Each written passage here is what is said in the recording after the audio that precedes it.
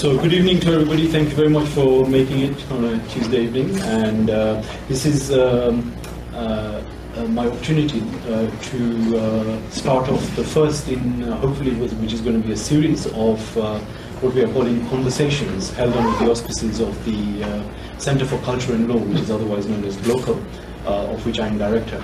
And I'm very happy today or tonight to introduce to you Professor Jakob de Roover from the University of Ghent, and he's part of the India platform at the University of Ghent, and in fact his professorship is an India Studies professorship.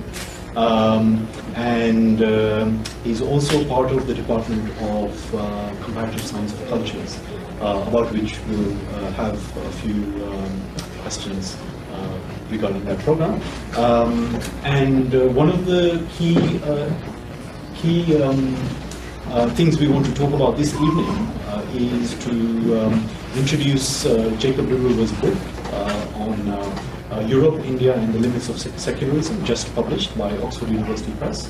So that's going to be the sort of cornerstone of our conversation this evening. So welcome to you all, and thank you very much, Jakob de Roover, for joining us, coming to speak with us all the way from Belgium. And of course, you are, I mean, besides the kind of current position you hold, you also have an extensive and highly impressive list of publications, and you published in various journals: Political Theory, History of Political Thought, Journal of Political Philosophy, Economic and Political Weekly, and the Journal of the American Academy of Religions.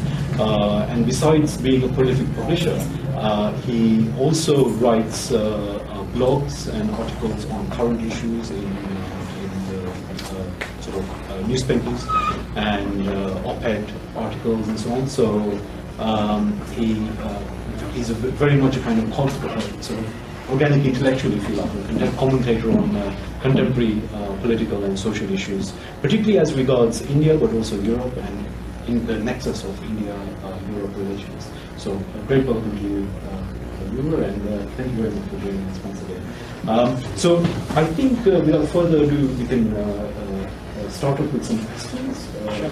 And the first question I wanted to ask you is about the background to the book in the context of the research program that you're involved with on the Comparative Science of Cultures. So what is the connection between your current work and this larger research program that you're involved in? Well, let me start by telling you a story. Since it is, to some extent, a biographical story. See, the research program Comparative Science of Cultures was developed and initiated by Professor ArtsOne, who's also my teacher. And it emerged from his experience of cultural difference in Europe. And he came to Europe as an Indian about 40 years ago after growing up and studying in India, and thinking that he knew Europe like the back of his hand, that he knew more about European history than about Indian history. He knew Marx and Hegel and Fichte and Schelling. So he thought, I know Europe. Then he started living with Europeans. His girlfriend was European, all his fellow students were Europeans, his friends were Europeans, his enemies were Europeans. And very often he had these, at completely unexpected moments, breakdowns of expectations. So intuitive expectations would break down completely, as in when you have a meeting, discussion, suddenly his fellow students would get up and say, oh, I have to go because my mother has made soup, or I have to go because I'm supposed to meet someone. And to him that is very weird, because a very good conversation had been developing. Suddenly these people stopped the conversation because they had some prior engagement. Now, I think this is just a trivial example, but there used to be many such examples. He began to wonder, after first blaming the Europeans for whatever went wrong, then blaming himself. That wasn't satisfactory, so he began to wonder, perhaps this is what people refer to when they talk about cultural difference. Now, what do? as an academic or an intellectual, you look into the literature, and he was completely disappointed by what he found about cultural difference. No one had really reflected on what makes some difference into a cultural difference rather than, say, a psychological difference, a sociological difference.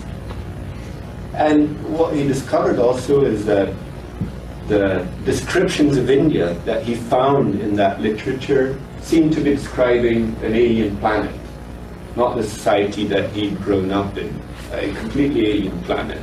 They talked about the caste system and Brahmins and Hinduism, and Brahmins as the priests or as the people who are supposed to know the scriptures. Now, he'd grown up supposedly as a Hindu. He was hardly aware of that he was a Hindu. He was a Brahmin. He didn't know he was supposed to know the scriptures. They're unrecognizable. And that's where the basic insight emerged, that these descriptions are indirect descriptions of how Europe experiences the world. So it's much more interesting to study them in order to find out the limitations on how Europe thinks and reasons and experiences, say, society, relationships, other cultures, and use them as an access point there, because they do not tell you, they do not give knowledge about Indian culture or society. So that's, out of that, a research program started emerging and expanded into different branches of the social sciences and humanities, because what you see is that it's not just descriptions of non-Western cultures that are problematic, it's the theory formation itself, which claims to be about a universal human experience, but which is actually a reflection on, or indirect reflection on, the European or Western cultural experience, which presents itself as universal. So what they said about society, about law, about politics, about secularism, and more it turned out to be about Western culture, even though it's presented as a kind of knowledge of humanity, knowledge of human beings. So the book is, takes up one small part of that, namely, how does that come to the fore in political thinking about religion and secularism? So how, to what extent are these ideas expressions of the Western cultural experience? To what extent are they still Christian? Because that's another thing that came out very strongly in Balu's research program, is when you describe Western culture against the background of Asian cultures, it's very clear that it's a deeply, deeply Christian culture, which claims to have become secular, but its secular world is a Christian secular world. I think it was a Japanese, once put it very strongly after a discussion. He said, yeah, it's true. And Western societies are monasteries. You cannot talk very loudly, you have to restrain yourself, you should not express emotion very strong. So they are secularized monasteries. And the book, that's also, it goes into the history of Western culture and Christian intellectual tradition very much, because what becomes clear is that all the questions, the concerns, the conceptual apparatus that we have today to discuss issues of secularism and religion, and come out of that history of Christianity. And they use a secularized Christian language, which then presents itself as though it's universal, secular, rational. That's actually takes me on to my next question, which was precisely about how the book is primarily about sort of intellectual and history and history of thought of Western culture. Although the title indicates, and of course some of the content is also about Indian culture, or at least a reflection of both the Western cultural experience of India as well as the Indians' experience of their culture. And this is also something that has been observed about Balu's book, right? His key book, The Heathen in His Blindness, that many people have sort of said to me that it seems to be more about Western culture than it is about Indian or Asian culture. And yet it seems to have very important insights to give us about Asian or Indian culture as well. So perhaps you could say something about that, the sort of balance. Yeah. And the way it was once put is the way to Bombay goes through Brussels, or the way to Bangalore goes through Paris. If you look at the entire intellectual tradition that we have today, it is very much a Western intellectual tradition, and that goes for study of India in a very, very clear and distinct manner.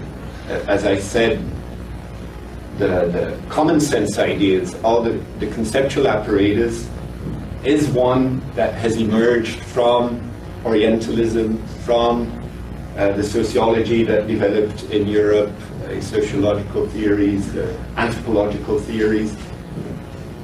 Those have set the limits, and they've produced the facts which we still consider as facts today.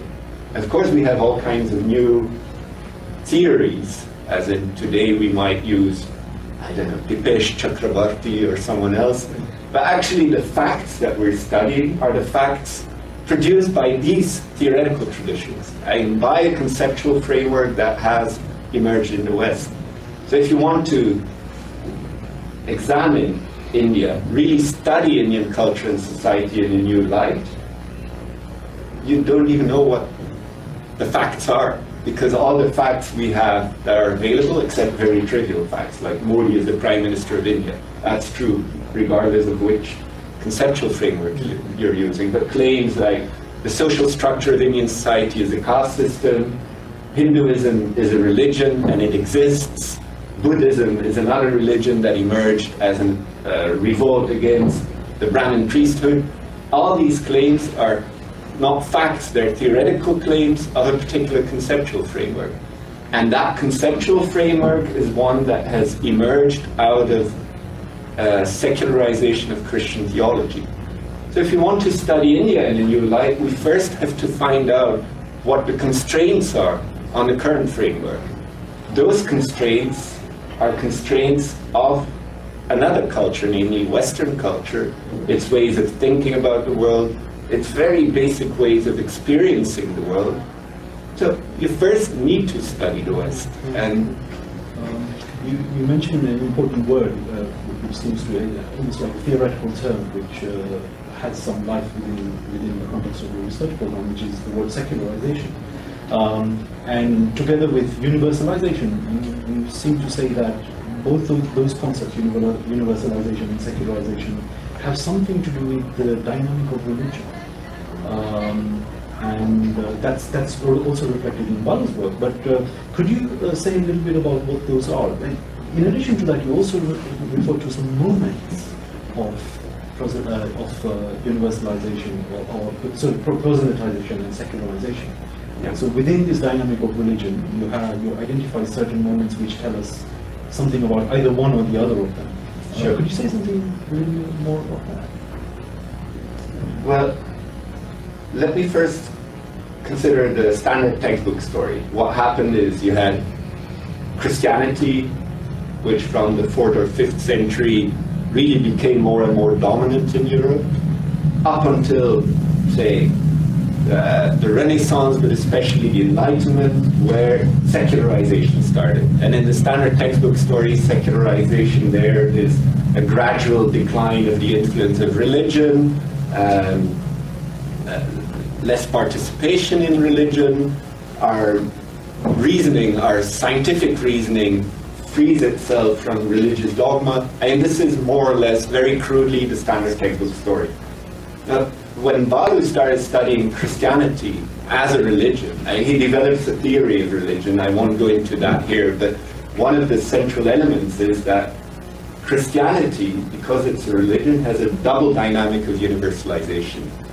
On the one hand, it proselytizes, which means it spreads its specific doctrines, the atoning death of Jesus Christ, all the specific Christian doctrines and institutions. The church, for instance, expands. That's proselytization. So Christianity spreads as a specific religion which seeks new converts and expands. Secularization is the other part of dynamic of universalization, where Christianity begins to lose its specific doctrines, begins to universalize itself in the sense that the specific doctrines, say about Christ or even about God, become constraints on its universalization.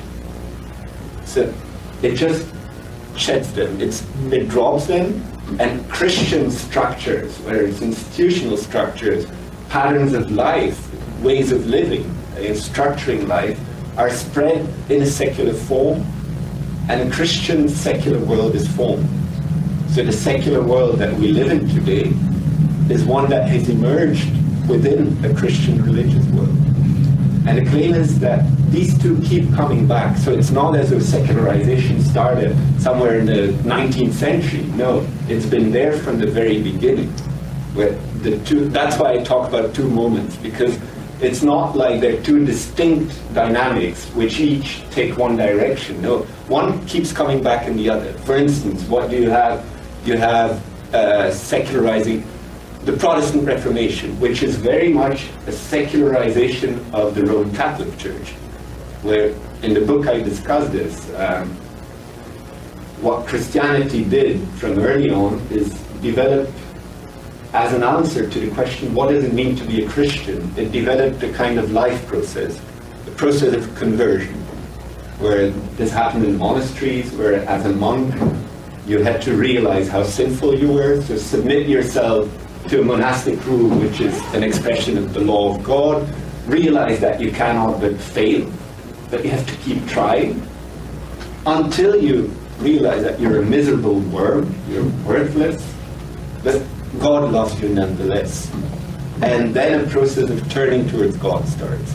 Now, this kind of process developed in the monasteries, but what you see very soon is that it begins to spread beyond the walls of the monastery.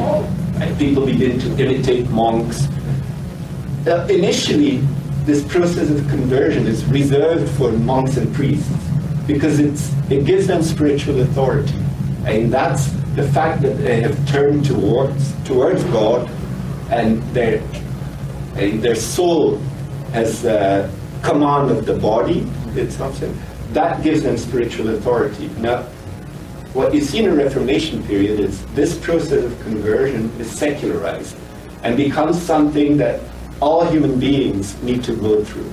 All believers, but also all human beings. So everyone becomes a priest in that sense, which Luther and Calvin say very explicitly. And Marx said this once, that the Protestant Reformation abolished priesthood by transforming everyone into a priest. So what you have there is a secularization of priesthood. But of course the Protestant Reformation is also a particular form of Christianity, which then proselytizes. So that's where proselytization comes back, and the secularization of conversion takes the form of a particular set of doctrines, where it's very hostile towards the church. The doctrine of priesthood is seen as an invention of the devil. So it becomes a specific set of doctrines, which then again has to spread in the form of proselytization. And these two things keep coming back, which is something that people have noticed. Like secularism is as proselytizing as Christianity in many ways. I don't know what you have here, the National Secular Society and similar organizations. They're proselytizing organizations in many ways. They want to state a clear doctrine. They think that everyone should accept this doctrine. In Belgium, we have, our society is divided between Catholics and, well, we don't have a good English translation. The Dutch is quite funny. I mean, it's free thinkers, but in Dutch, it has two meanings. It's people who are free of sense, but who are also relatively sensible. So, I mean, it's, in any case, that's a side issue. But you have humanist associations which very clearly stand in opposition to the Roman Catholic Church, to Islam, as an alternative doctrine. And they think everyone should accept this doctrine because it's true and it's rational, and the others are false and irrational. So what you see is that crystallization keeps coming back in secularization, and the other way around. I mean, your concept of secularization is very interesting, but at the same time, you disclaim a kind of simplistic formula whereby one, and I've been guilty of this myself, whereby one asserts X is the secularized Y. Yeah. So, but you seem to have a more complex conceptualization of this very process of secularization. Perhaps you could say something about that. But there was, especially in the second half of the 20th century, with people like Carl Lewin, there's this tendency that emerges of saying modern Western ideas are actually secularizations of earlier Christian ideas. So the idea of progress is a secularization of Christian eschatology. Psychoanalysts are secularized priests. You can keep going. The moral rules are actually secularized commands of God. It becomes a kind of algorithm, a formula, where you see some similarity between idea Y, and you say, oh, it's a secularization of the Christian idea X. Now, some people started criticizing this, and they made a very important point. They said, look, you can see as many similarities as differences between idea X and idea Y. And a psychoanalyst is not a priest. I can show you that they're very different from priests. But then someone else can show, no, confession is very similar to psychoanalysis and so on. And both are plausible. Now, it's always possible to see similarities and differences between any two objects, the whale and a shark. We can have an eternal discussion. You say, no, they're the same kind of organism, they're very similar. What settles these kinds of debates is a theoretical framework. You need some kind of theory that allows you to see which similarities are relevant, which differences are relevant. And that's what was missing in this entire claim, X is the secularized Y. There is no background theory about how secularization is one of the ways in which Christianity spreads as a religion and creates a secular world. Therefore, this one-on-one discourse developed, like, oh, I see B is secularized A.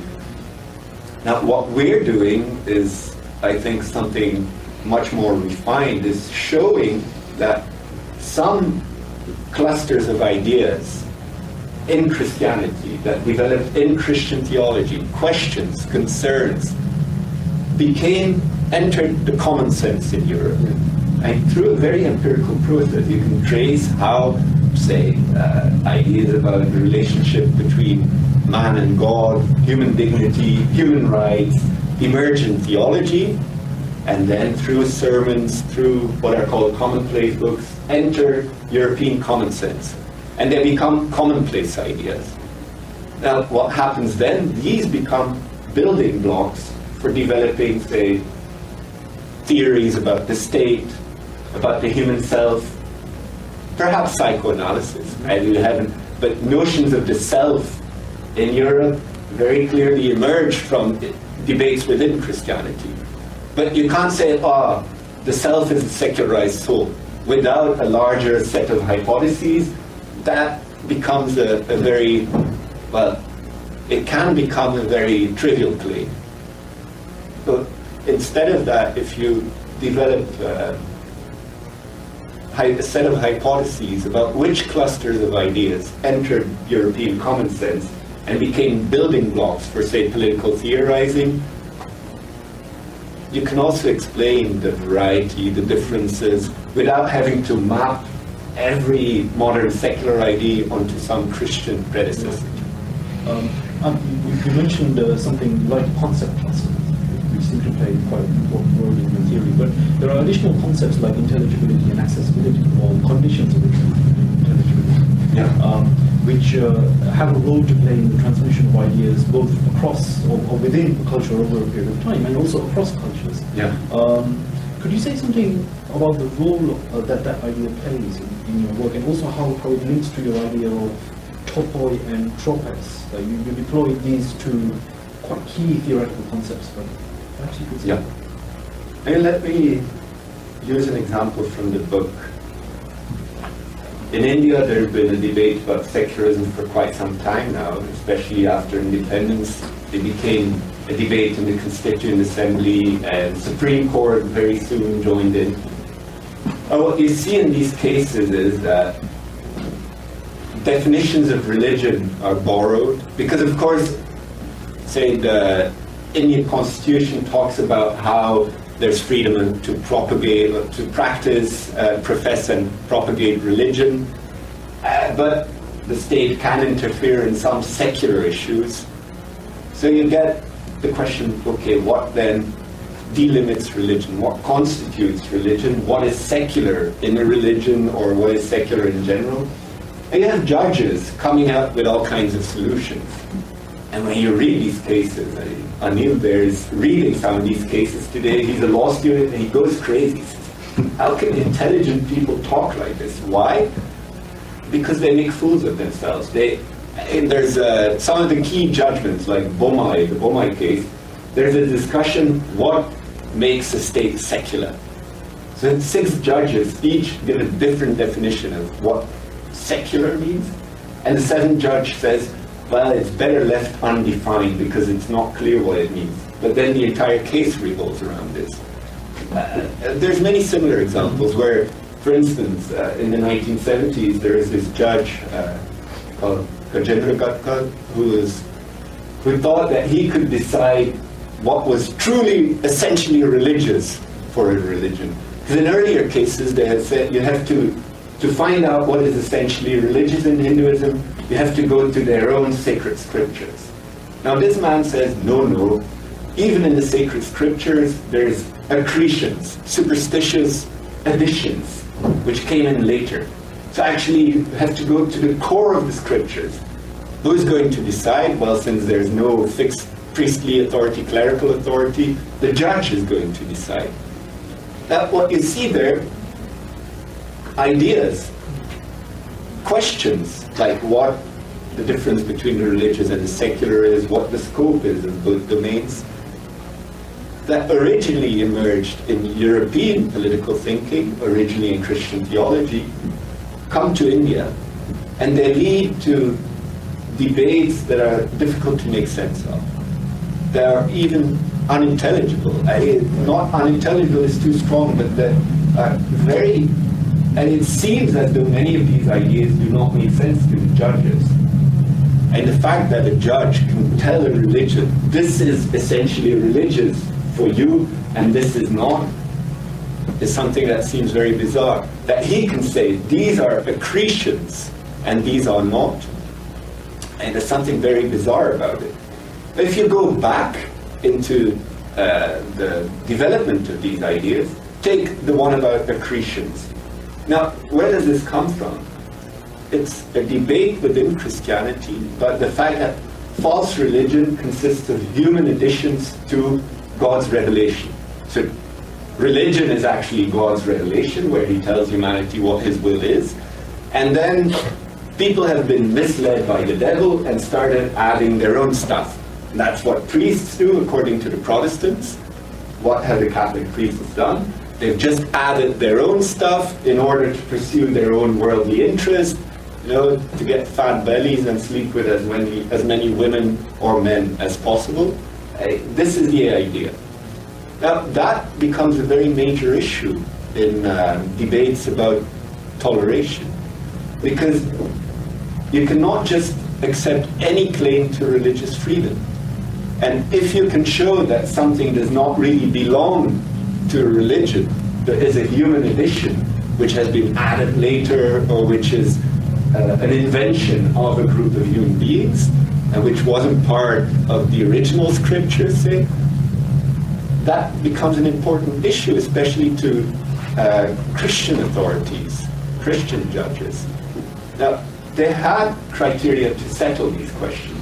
They had the Bible, they had notions of God's revelation, had notions of false religion as human additions to religion, of superstition as, again, what humans had fabricated, what the priests had imposed.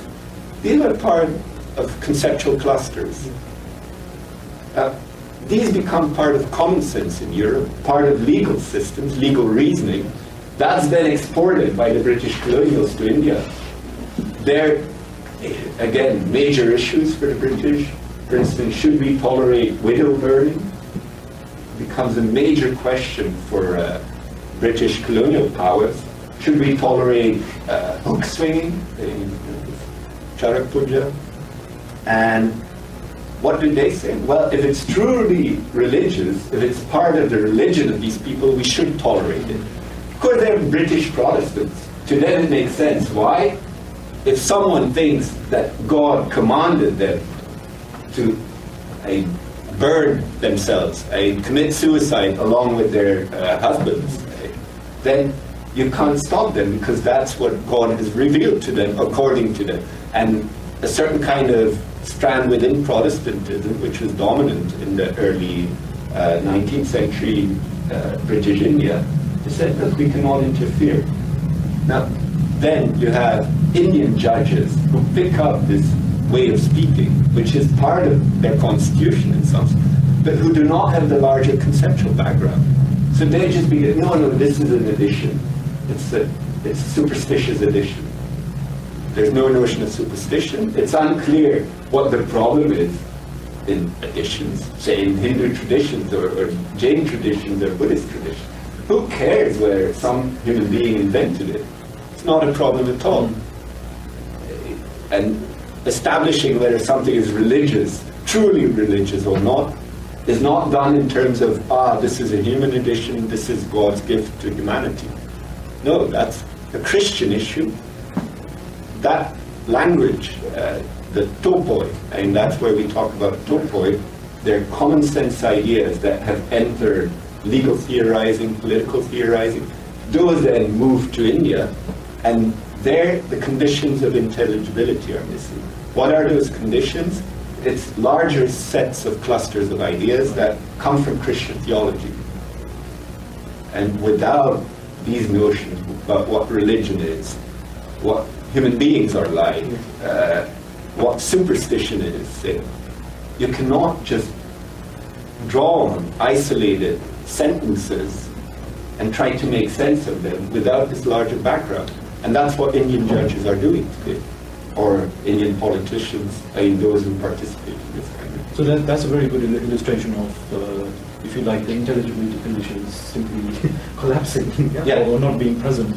So ideas collapse, if you like. They become unintelligible to. And they can be used in all kinds of ways. You see this in the Constituent Assembly. The question, what is a secular state, comes in the debate on the Uniform Civil Code. And of course, there's Muslim representatives who say, look, you cannot interfere in Sharia. Sharia is part of our religion, and you claim to be a secular state.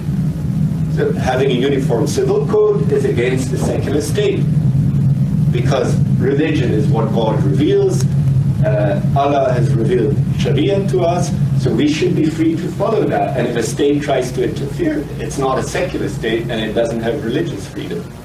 Now, when you look at political theory at the time, liberal political theory, where all these ideas came from, it was very clear that a secular state has a uniform civil code. It wasn't even called that, it was just called civil law.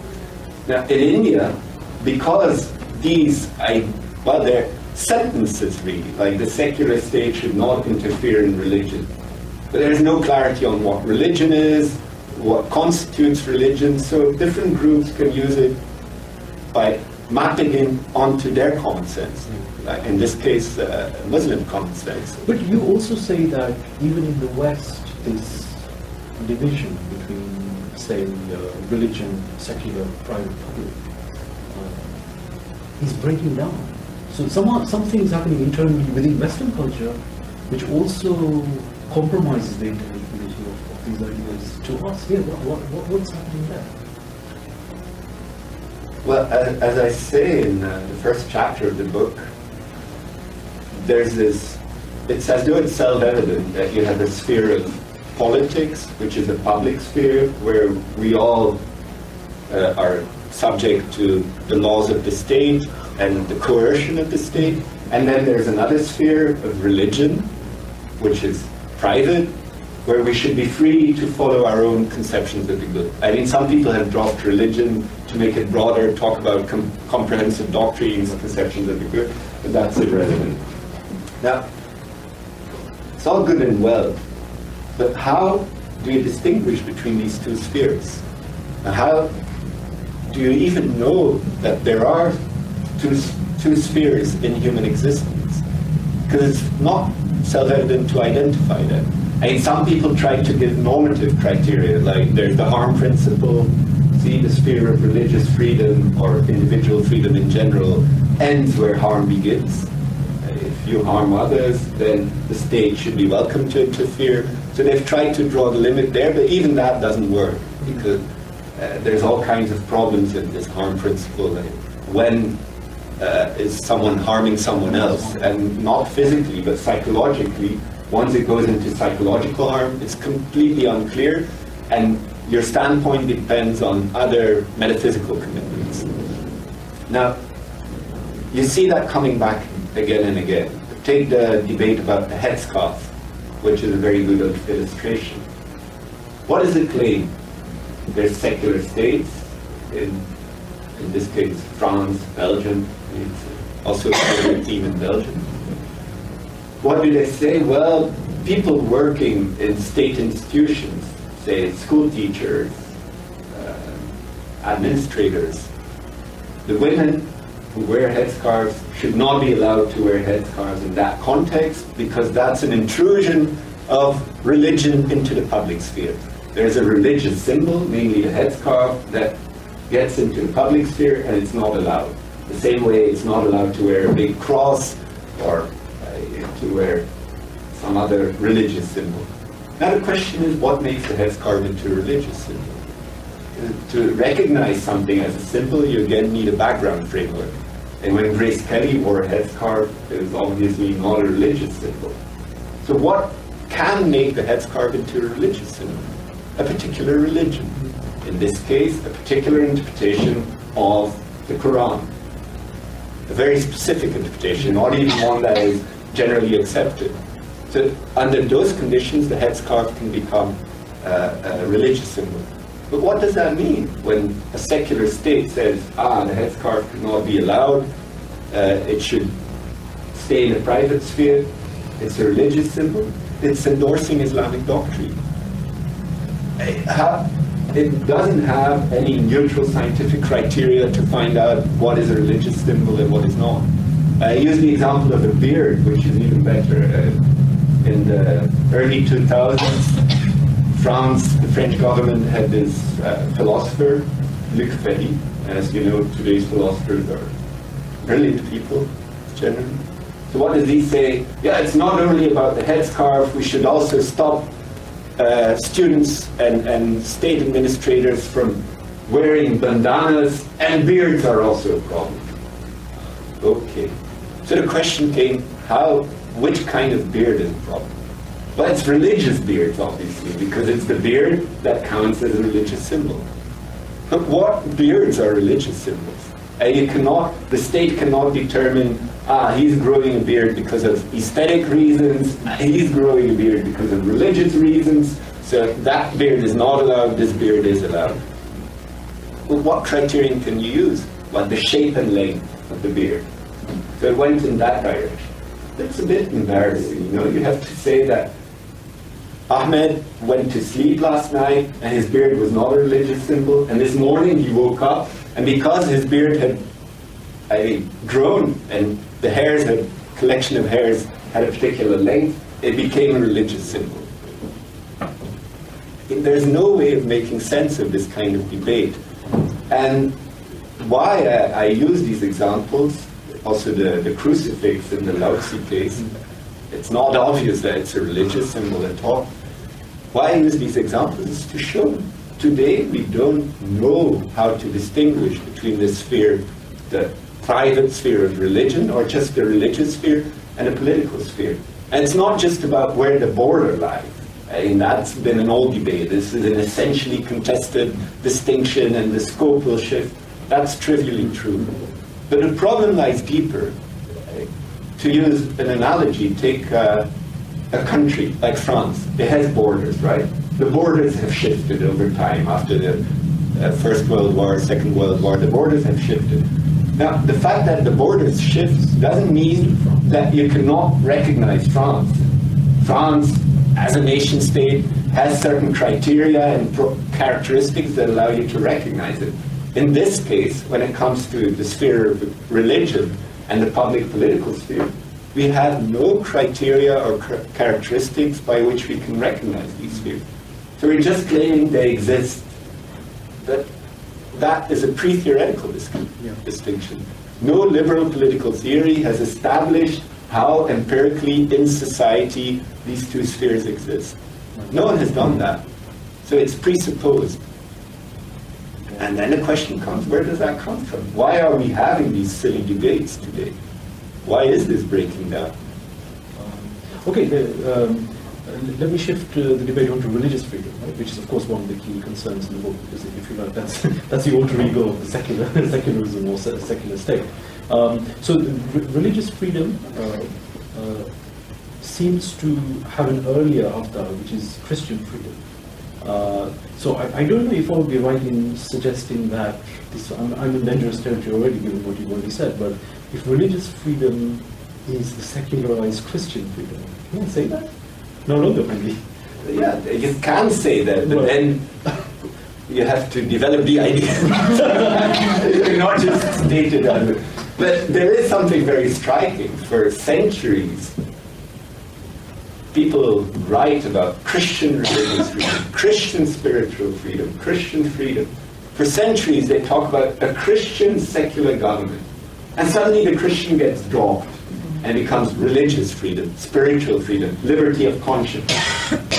Now, if you look at the moment it gets dropped, which is generally the Enlightenment, it's not as though new notions, new theories of freedom and religion were developed, or theories of religious freedom. And someone like Voltaire never developed any theory. He just used all that as slogans, which sounded quite good sometimes. Same with Diderot or most of these Enlightenment thinkers. It's not like they developed any coherent theory of religious freedom or toleration. Who did that? Earlier Protestant thinkers, people like Pierre Bayle, John Locke, and earlier Luther and Calvin. So it's Christian freedom, which existed from early Christianity, becomes incredibly important in the Reformation, where they start saying, look, so far the Church has claimed that priests have authority in the sphere of religion. They have authority over other people's souls. Now, there's a clerical estate, which is a spiritual or religious estate. I mean, the religious refer to the monks and the priests in medieval Christianity. And there's a secular estate, the laity. Now, secular rulers are subordinate after the late Middle Ages. They're supposed to be subordinate to the papal hierarchy.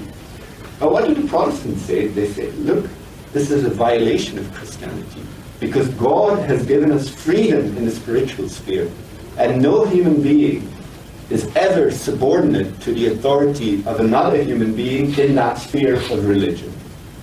In the secular sphere, and princes and kings and later presidents and governments can rule, but not in the spiritual sphere. And this corresponds to the distinction between the body, the flesh, and the soul, or material side of human beings and spiritual side, where the body, because it's sinful, needs to be restrained.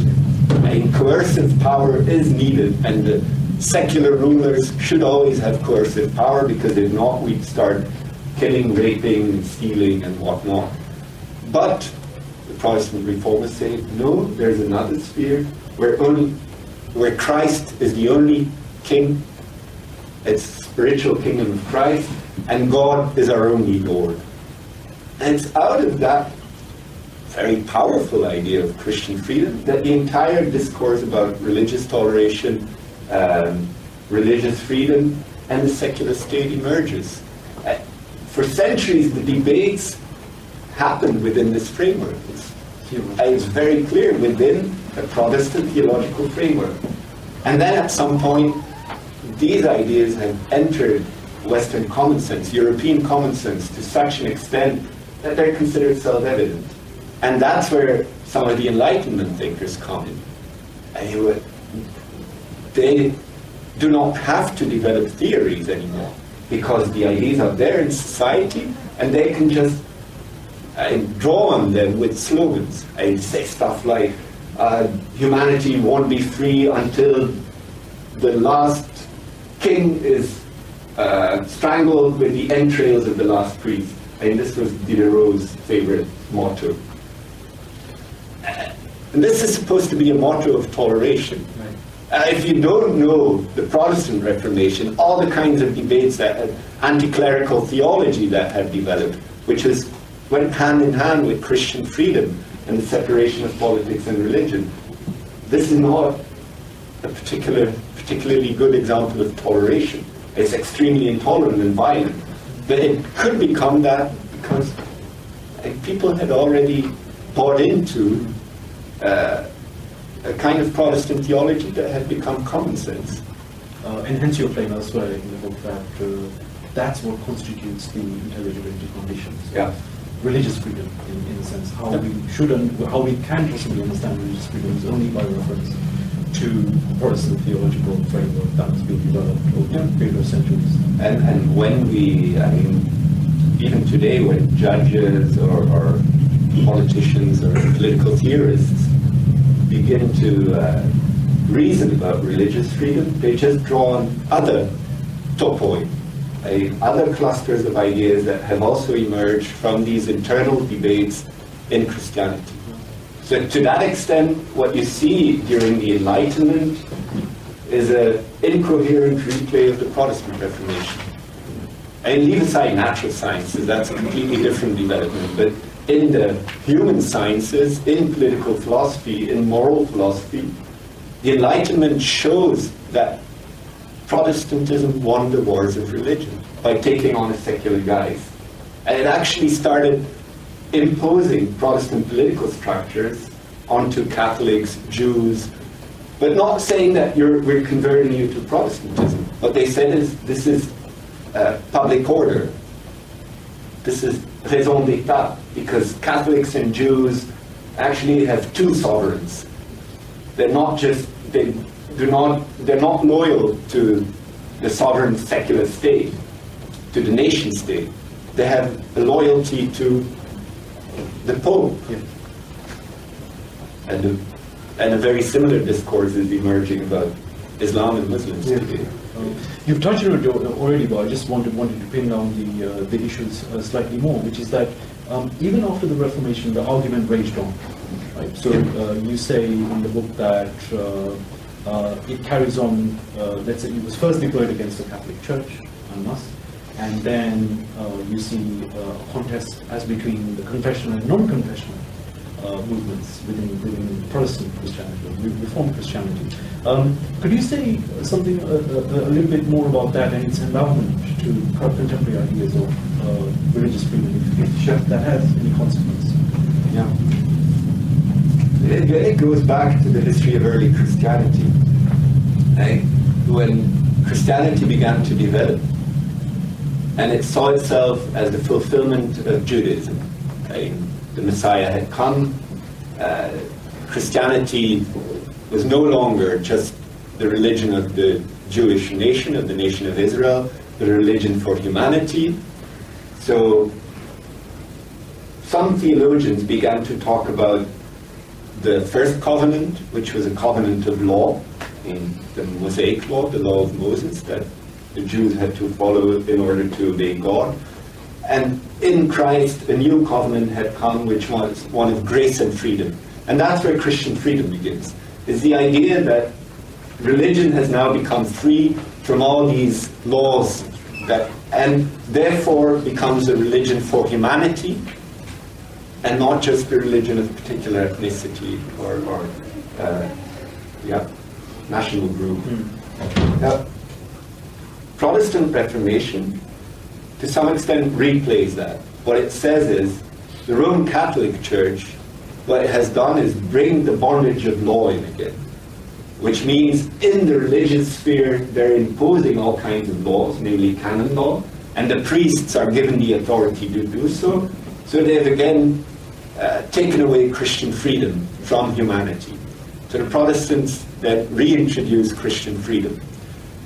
That goes together with typical criticism of Judaism also. Namely, Judaism also had laws in the public sphere.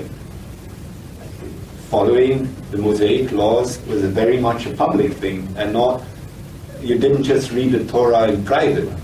To be a Jew, you had to do that in not just in the private sphere. So that becomes a huge problem, which you see emerge in Germany, especially with the development of the German nation state, which tried on aims to be a liberal nation state. The Jews are seen as a kind of obstacle to creating a true nation, a secular nation. Why? Because in the public sphere they keep following their laws, which are different from the Christian laws of the German nation state, which claim to be secular laws, of course, and now they have to dissolve. Actually, that feeds into anti-Semitism very strongly. It's always this claim that secularism, initially it's Protestant Christianity, but later it's the secular state, prevents religion from playing a major role in the public sphere. You can have it in the private sphere, but you cannot have a division of people in the public sphere, so therefore, for instance, there should be uniform law, and everyone should subordinate their religion to that set of laws. And you see anti-clerical theology becomes a kind of template to criticize others in that framework. To say, you think that religion is a question of giving authority to someone and accepting that in all parts of life. Religion is a matter of rules and laws, while it's actually a spiritual thing which should not be imposed in the public sphere.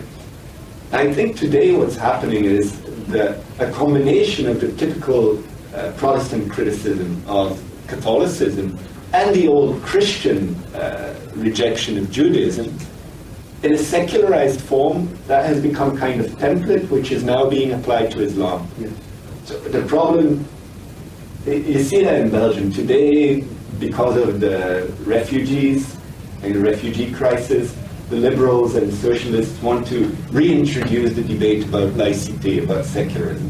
Why? They want it in the constitution. Now, instead of saying we have problems with Muslims and Islam, we don't know how to deal with it, and we think they oppose some of our values, they say, we have to protect Enlightenment values because some people put their religion above the law. So they don't say Sharia is the problem that we want to deal with because they want to have Sharia in the public sphere, while we do not want to have anything that conflicts with the laws of the Belgian nation state. Instead of saying that, this is put in a general way. There are some people who think that their religious laws trump the secular laws of our nation state, and that was the typical criticism of the Roman Catholics and the Jews earlier on. Yeah.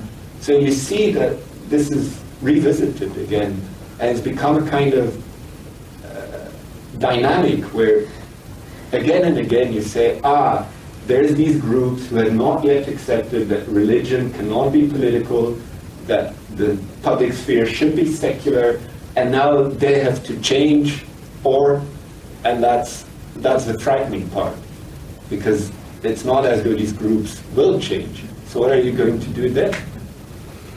And it seems like we're sort of, you mentioned Islam already, but we have a very specific debate in Britain at the moment about the role of Sharia councils, which seem to be a sort of very explicit challenge, if you like, to the normative structure that you laid out, actually, which presupposes a kind of liberal toleration based on Protestant theology, right? Because it simply will not be private, right? It's just sort of deferring to authorities otherwise than the constituted authorities of the secular state. Absolutely. And one of the typical problems you see is when you try to think about this critically, when you show, look, there's this theological template which comes from Protestantism that we're using again and again as though it's some rational universal model, the response will very easily be, so what do you want? Do you want Sharia? Do you know what Sharia is?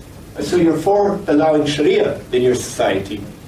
You're for having religion supersede our secular, say, criminal code or civil law.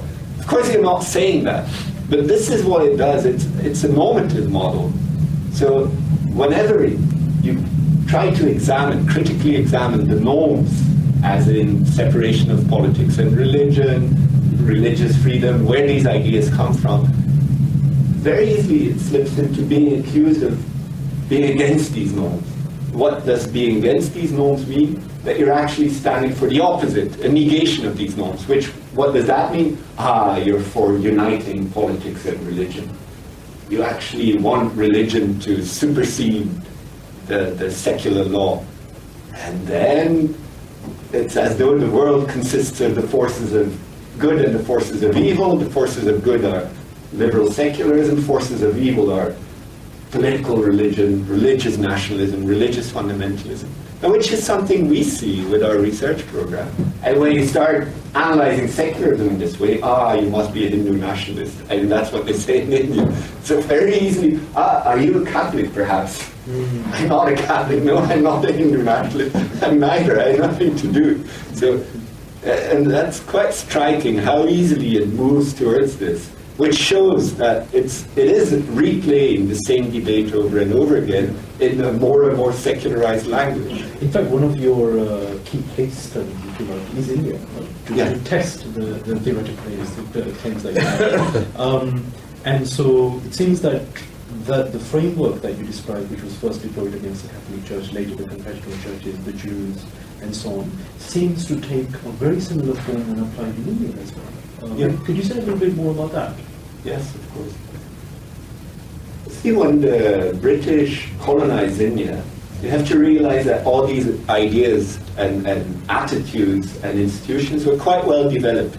So in Europe, these debates had gone through several stages, and a kind of anti-clerical common sense Protestantism had already developed, which, especially in Britain, was widespread. It didn't really matter what your denomination was, whether you were an Anglican or a Presbyterian or a Puritan or even a Catholic. By a particular point of time, these things had become common sense. When the British come to India, they want a liberal state for several reasons. One is a normative principled reason. They really do not want to interfere in the religion of the natives. Another is a prudential reason. They don't want to revolt against colonial authorities. So they begin to have the debate about secular state and religious toleration there. Right? What I talked about, should we tolerate sati or not? Okay, we'll tolerate it if you can show that you have scriptural sanctions. And things like this. Now, since these structures are missing in India, what the British do is introduce alien institutions, alien conceptual structures into that society. And these have very unpredictable effects. For instance, what you see after the liberal state becomes active in India, something that hadn't been there before. Namely, the liberal state presupposes that communities are divided along the lines of beliefs and values, and that practices are important only insofar as their expressions of beliefs and values. So you recognize there's a Protestant, Calvinist community, Lutheran, Catholic, Jews. Now in India they thought it's the same thing. You know, there's Hindus, Jains, Buddhists. It didn't work, because these traditions have a very different structure where practice is not founded in belief or doctrine. I mean, practice is what is transmitted from generation to generation without needing a foundation in beliefs. Now what the British did is, assuming that all these religions, in fact all these traditions are religions, have a structure that is at a very basic level similar to Christianity, Islam, and Judaism. So therefore you can implement the same policies. Now what happens? Suddenly people are being told, we will tolerate your practice if you show to us that it's religious. How do you show that? You have to show that it has scriptural sanction so that it's founded in a religious doctrine. What are you going to do? You want to retain a practice. So an entire debate starts where, no, Sati has its foundation in our scripture. Then reformers come, no it doesn't. Then so-called conservative Hindus come in. So suddenly there's an attempt to begin to create a set of values, doctrines that define the Hindus. And out of that emerges a strand of Hindu fundamentalism, if you want to call it that. Put it between square quotes. And Hindu nationalism, at least a very important dimension of Hindu nationalism, is fed by the liberal state. It's generated, first of all, by the liberal secular state, and it's continuously fed by it, because it comes with a kind of straitjacket of what diversity is, what diversity looks like. Namely, you have different religious communities, each with their own comprehensive doctrines, with their own values, and the state should be an impartial arbiter for these religious communities. So what do communities do? They begin to try and reform themselves to live up to that model. In traditions like the Hindu traditions or Jain traditions, this is alien. So it becomes a very crude form of what you could call Hindu fundamentalism in this case. And how do people try to address that? We need more secularism. What does that mean? You should separate politics from religion. And then you get into the same old debates with the Supreme Court that one day will say, yes, Hinduism is a religion, but it does not revolve around doctrine. Actually, it revolves around practices. So we should let Hinduism as a religion decide for itself what its essentially religious practices are. But then, of course, no one knows who the Hindu authorities are, which books you should use to decide these issues. Or a bit later, Supreme Court says, well, there's this case in Maharashtra with the Shiv Sena, where the leader of the Shiv Sena is this Hindu nationalist party. So the leader of the Shiv Sena had campaigned drawing on Hindutva and Hinduism. And there's a law in India which disallows that. Using religion in your political campaign. So then the Supreme Court said, yeah, but actually Hinduism and Hindutva are ways of life, they're not religions, so it's okay. And there's this randomness to all these things, which both in the debates in political theory or the debates on the JNU campus or the university campuses in India and in the Supreme Court, become very silly debates, and they're stuck completely because they're using a conceptual language which is largely inaccessible and to a great extent has become unintelligible to them. But in your book you also lay stress on a kind of a problem of normativity, a normative problem that liberal secularism imports with itself, if you like, right? In a way, maybe it's part of the conceptual structure or an implicit premise or something like that. And you have this wonderful quote where you say, Western accounts of Indian culture continue to reproduce the asymmetry of cultures. To this day, they build on the conceptual skeletons of earlier conceptions of false religion. Yeah, perhaps maybe you could decode that for us. Straightforward. No. As I told you, when the British came, Europeans in general, as they started trying to make sense of the culture they met in India, first there was all kinds of directions. There's people who were really trying to make sense, did not have this standard set of ideas. But when these, say, reports about the religion of India, the role of the Brahmins, the caste system, when these go back to Europe, very soon this standard story crystallizes, which is a normative story. And the framework that creates this normative story is the same Protestant Christian framework in a secular form.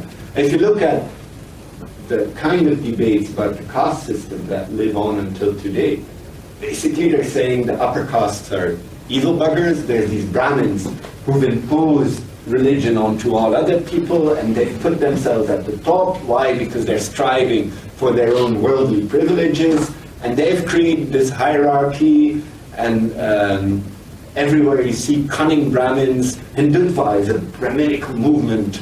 No one knows what is Brahminical about it. I mean, no one even knows what Brahmanism is. If you go into the history of these ideas, it's very clear that they come from a normative, anti-clerical critique of false religion, Yes. where it's initially very explicitly Protestant, Yes.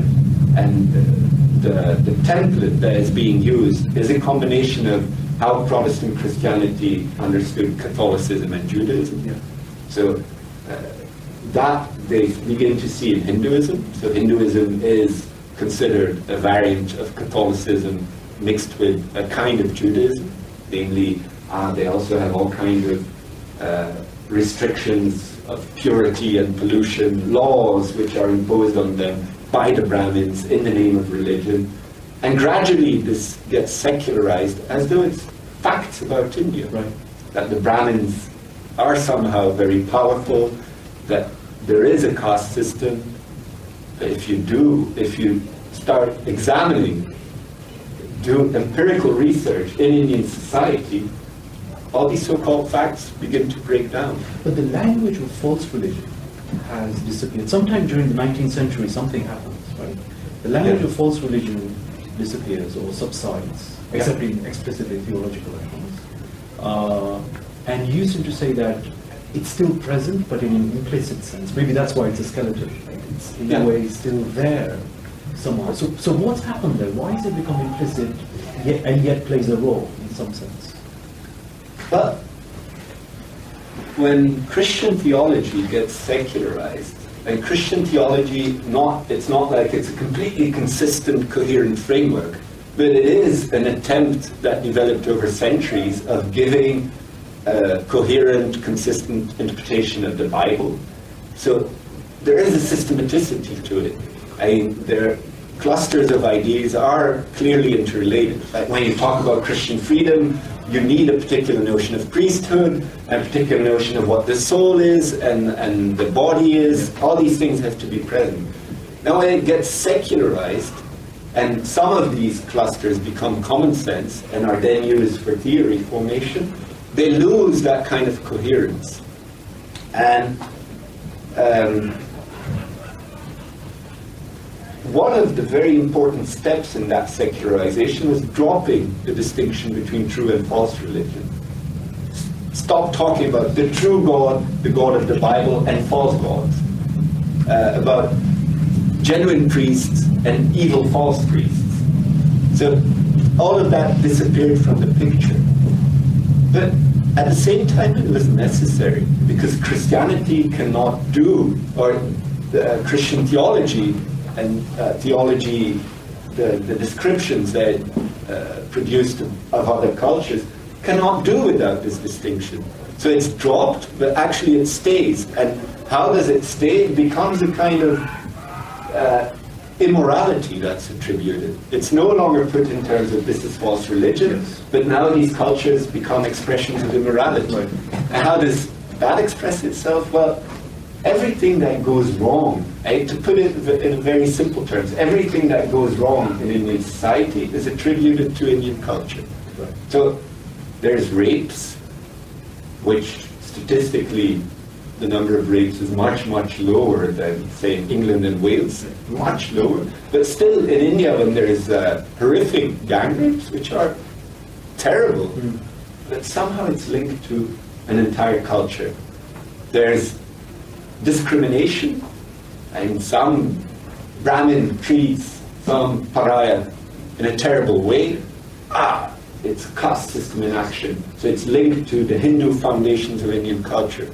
And that goes for an entire body of descriptions which attribute immorality to the heart of this culture.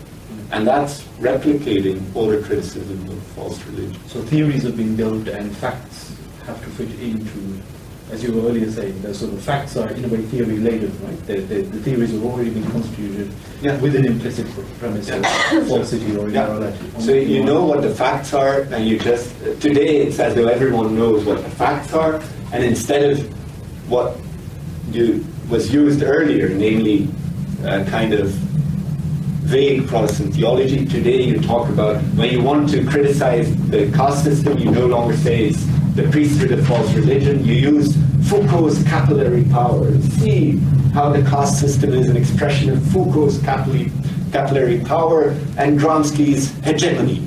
And it sounds very sophisticated. Actually, well, you're making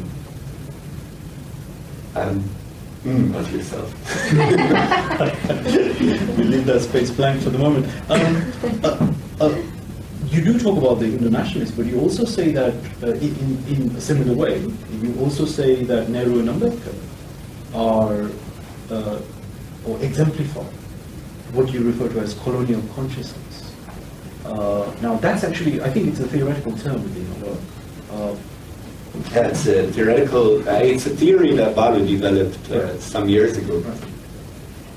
To put it,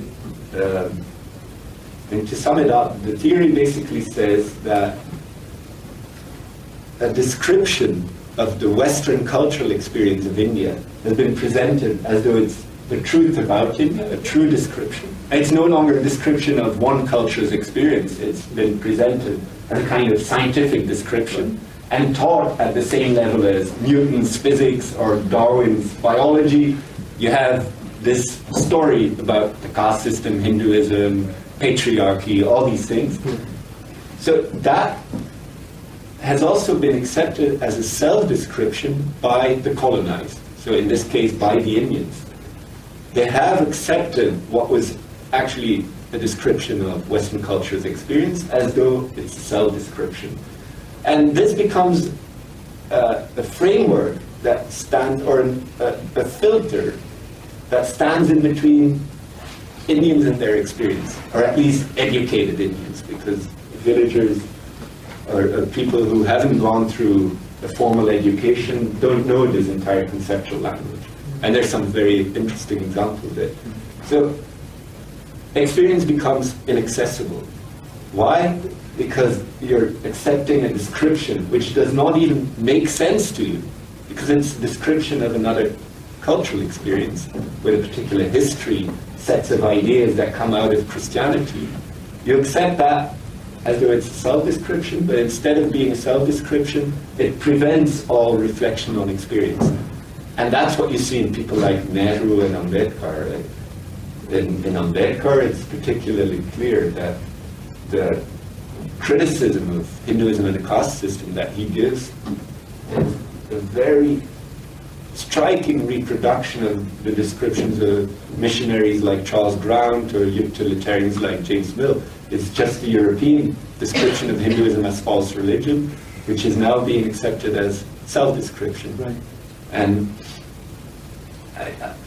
perhaps we can talk about this in the discussion, right. But sorry. Yeah, no, I mean, I can go deeper into this, but I can give some details, but what you see today more, I'll just give you a story. We had this doctoral student in India when we were setting up a research center there. And at the time we didn't know, but he turned out to be a scheduled caste member, so so-called Dalit, or untouchable. Now, at some point, he started doing research in his village, but first he had conversations with his family members. And one day he came back, and very excited, he said, I'm a Dalit, but my grandmother is not. I said, what do you mean? He says, look, I was asking my grandmother, you know, there's this temple there, and we cannot enter that temple. That's terrible. The Brahmins have prevented us from entering that temple, which is a discourse that comes out of temple entry movement, which was started by Christian missionaries. So the grandmother looks at him and puzzled. Why would I want to go to that temple, for God's sake? We have our own temple, and we don't allow those buggers in our temple, so what are you talking about? I don't want to go there. What does it have to do with being prevented or this being prohibited? It's not an issue to us. Right. And there you see, and what he was pointing out is, later he put it this way: I have Dalit consciousness, my grandmother doesn't, because I have accepted this entire story as though it's a self-description, and therefore I can no longer see that many people in my community were never concerned about this. This was not the problem they're facing. Instead, this was a problem identified by British colonials, European Orientalists, as a problem against the background of Christianity. What is the future of secularism in India and other parts of the non-Western world? I mean, you appear to suggest the dropping of the liberal, secular, normative model, but you advocate looking for prudential modes of tolerance, actually for both Asia and for Europe? Well, dropping it will be very difficult. We have liberal secular states around the world that you can, if we say now tomorrow we need a revolution and all of this should end, is going to be absolute disaster. Right?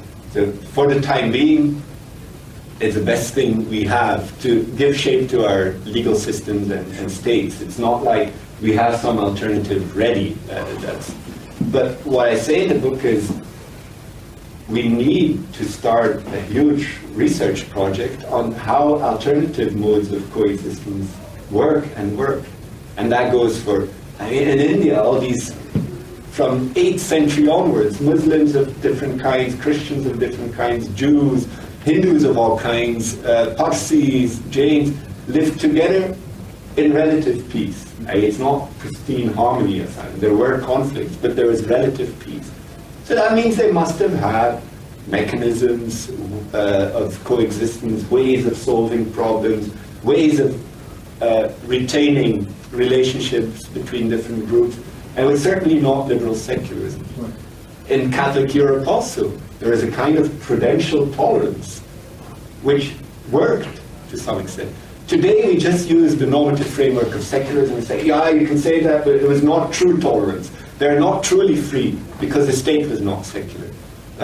What I want to say is end this and start taking these alternative forms very seriously, examine them, because liberal secularism is breaking down, and not only in India. Yeah. In India it's creating more and more conflict. Right. Whenever the secular state interferes, you can count on more conflict in India. And now in Europe what we see is the more secularism comes into the picture explicitly, the more you have antagonizing of Muslim communities. And we saw that in France and Belgium with the headscarf debate. And it's not at all a rational scientific model for living together. It's a model that is beginning to generate more and more conflict. So we need